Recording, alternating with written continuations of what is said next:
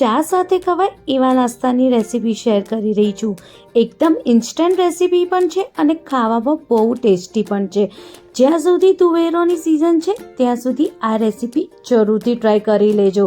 આ રેસીપી ખાવામાં બહુ જ ટેસ્ટી છે। આને તમે નાના છોકરાઓના લંચ બોક્સમાં પણ આપી શકો છો, ફરવા જાઓ તો જોડે લઈ પણ જઈ શકો છો। 1 વાટકી જેટલી આપણે તાજી લીલી તુવેરો લેવાની છે। એને આપણે બાફવા મૂકવાનું છે। એના માટે આપણે 1 વાટકી તુવેર હોય તો 1 વાટકી પાણી લેવાનું, એમાં થોડું મીઠું નાખવાનું અને એને 2 થી 3 મિનિટ માટે ઉકળવા દેવાનું। જ્યાં સુધી દાણા આટલા પોચા ના થઈ જાય ત્યાં સુધી આપણે એને સરસ રીતે બોઇલ કરવાનું છે। કંઈક આવી રીતે દાણા પોચા થવા જોઈએ। હવે એક તોડું લેવાનું, એમાં 1.5 કપ જેટલું પાણી લેવાનું। તોડું આપણે સહેજ જાડું હોય એવું જ લેવાનું। સ્ટીલનું લો તો જાડું લેવાનું, નહીં તો તમે નોનસ્ટિક પણ લઈ શકો છો। સ્વાદ મુજબ આપણે આમાં મીઠું એડ કરવાનું, 2 ચમચી જેટલું તલ એડ કરવાના, 2 ચમચી જેટલું આપણે જે ખાંડેલી લાલ મરચું આવે છે એ એડ કરવાનું, અડધી ચમચી જેટલું હલ્દી પાવડર, 2 ચમચી જેટલું ગોળ, 2 ચમચી જેટલું આપણે આમાં લીલા મરચાં અને આદુની પેસ્ટ એડ કરવાની। એમાં આદુ આપણે નાનો કટકો લેવાનો અને લીલા મરચાં 4 થી 5 લેવાના। આમાં આપણે લાલ મરચાંનો ઉપયોગ નથી કરવાનો, એટલે લીલા મરચાંનો ભાગ વધારે રાખવાનો અને થોડી હિંગ નાખીને પાણીને સહેજ ઉકળવા દેવાનું। આવી રીતે જ્યારે પાણી ઉકળવા આવે પછી એમાં અડધી વાટકી જેટલું આપણે લીલા દાણા એડ કરવાના છે અને લીલું લસણ એડ કરવાનું અડધી વાટકી જેટલું। જો તમે લસણ ના ખાતા હો તો લીલું લસણને તમે એવોઇડ પણ કરી શકો છો। હવે બધાને સરસ રીતે મિક્સ કરવાનું અને પાણીને સરસ રીતે ઉકળવા દેવાનું। જ્યારે પાણી ઉકળવા આવે ત્યારે એમાં આપણે તુવેરો બાફી હતી એ તુવેરોને આપણે પાણી સાથે જ નાખી દેવાનું। તુવેરોના પાણીને આપણે ફેંકવાનું નથી, કારણ કે એ પાણીમાં જ બધા તુવેરોના ગુણ આવી ગયા હોય, એટલે એ પાણી સાથે જ એમાં નાખવાનું। હવે આપણે જ્યારે પાણી એકદમ સરસ રીતે ઉકળે પછી એમાં 1 વાટકી જેટલું ચોખાનો લોટ, 2 ચમચી જેટલું જુવાર કે બાજરી, તમારી જોડે જે હોય એ લોટ નાખી શકો છો, અને અડધી વાટકી જેટલું ઘઉંનો લોટ।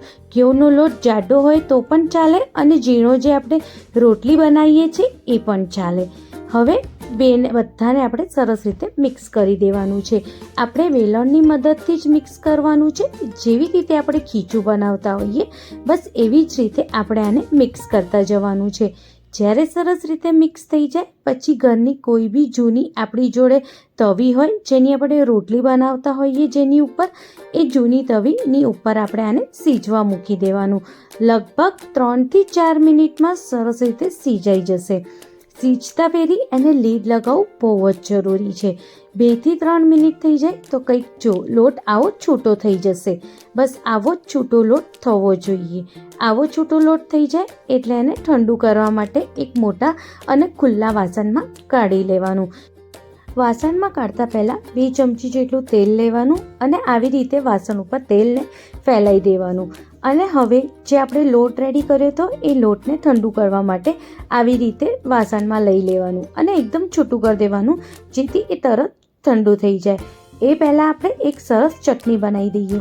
અહીંયા મેં 2 મીડિયમ સાઇઝના ટામેટાં લીધા છે। આને આવી રીતે આપણે ઝીણું ઝીણું સમારીને મિક્સરના જારમાં લઈ લઈશું। 2 થી 3 લીલા મરચાં પણ આપણે આમાં સમારીને નાખી શકીએ છીએ। લીલા મરચાંની જગ્યાએ લાલ મરચાંનો ઉપયોગ પણ તમે કરી શકો છો। 10 થી 12 લસણની કળીઓ લેવાની।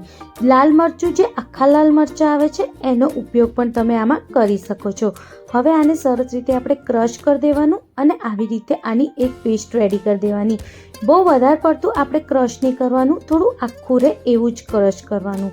હવે એક પેનમાં 2 મોટા ચમચા જેટલું તેલ લેવાનું, થોડી હિંગ નાખવાની અને જે ચટણી ક્રશ કરી હતી એને હવે આપણે આમાં નાખી દેવાની। આને સરસ રીતે આપણે શેકવાની છે, જેથી ટામેટાનું અને લસણનું જે કાચુંપણ હોય એ નીકળી જાય। હવે આમાં આપણે બધા મસાલા કરીશું। સ્વાદ મુજબ મીઠું નાખવાનું છે, 1 ચમચી જેટલું લાલ મિર્ચ પાવડર નાખવાનું અને 1 ચમચી જેટલું આપણે આમાં ખાંડ નાખવાની। અને જો કદાચ તમને વધારે ખાટું જોઈએ તો તમે આમાં 1 ચમચી જેટલું અમચૂર પાવડર પણ નાખી શકો છો। હવે બધાને આપણે સરસ રીતે મિક્સ કરી દેવાનું। જે મિક્સર જારમાં આપણે ક્રશ કર્યું હતું એમાં થોડું પાણી નાખીને આજુબાજુ જે બી ચટણી ચોટી હોય એ લઈ લેવાની અને એ પાણીને પણ આની અંદર મિક્સ કરી દેવાનું. હવે આને એકદમ ધીમા તાપે સરસ રીતે શેકાવા દેવાનું. જ્યાં સુધી ચટણીનો કલર ચેન્જ થાય અને એની અંદરથી તેલ છૂટું થાય ત્યાં સુધી આપણે આને શેકવાનું છે. જો કંઈક આવી રીતે ચટણીનો જે પાણીનો ભાગ છે એ પણ બળી જશે અને ચટણીનો કલર પણ બદલાઈ જાય ત્યાં સુધી શેકવાનું છે. હવે લોટ સહેજ ઠંડો થઈ ગયો હશે. આ લોટને એકદમ ઠંડુ નથી કરવાનું, સહેજ ગરમ રહે એવું જ આપણે આને કરવાનું છે. ત્યારે આપણે આવી રીતે મસળીને એના લોટ બાંધી દેવાનું. જેમ આપણે રોટલીનો લોટ બાંધતા હોઈએ બસ એવી જ રીતે આપણે લોટ બાંધીને રેડી કરી દેવાનું છે. કંઈક આવી જ રીતે એક સરસ કઠણ લોટ બાંધીને રેડી કરી દઈશું.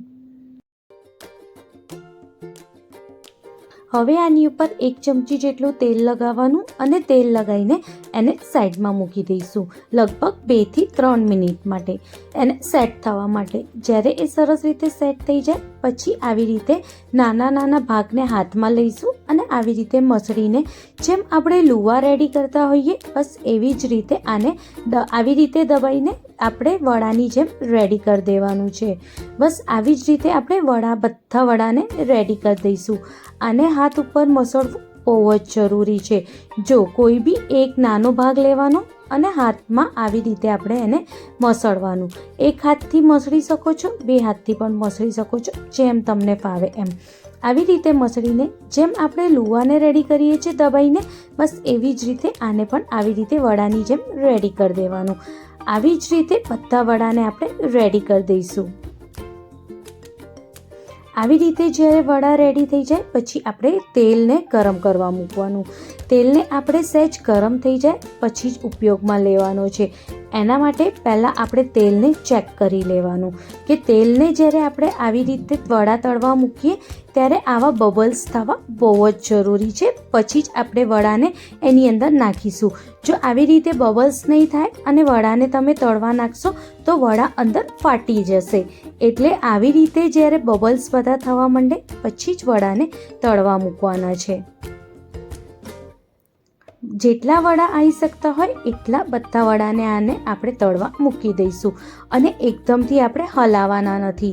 જ્યારે એક બાજુ સરસ રીતે તળાઈ જાય અને સહેજ ગોલ્ડન બ્રાઉન થાય પછી જ આપણે એને પલટવાના છે. એ પહેલાં નથી પલટવાના. અગર તમે ઉતાવળ કરીને પલટશો તો તૂટી જશે અને વેરાઈ જશે તેલમાં. એટલે આપણે શાંતિથી એક બાજુ એને સરસ રીતે તળવા દેવાનું પછી જ આપણે એને ઉલટપુલટ કરવાનું. વડાને તળતી ફેરી ગેસની ફ્લેમ આપણે એકદમ મીડિયમ જ રાખવાની અને આવા ગોલ્ડન બ્રાઉન થાય ત્યાં સુધી આપણે એને સરસ રીતે ફ્રાય કરવાના છે. આ વડા બહારથી એકદમ ક્રિસ્પી અને અંદરથી એકદમ પોચા બનીને રેડી થાય છે.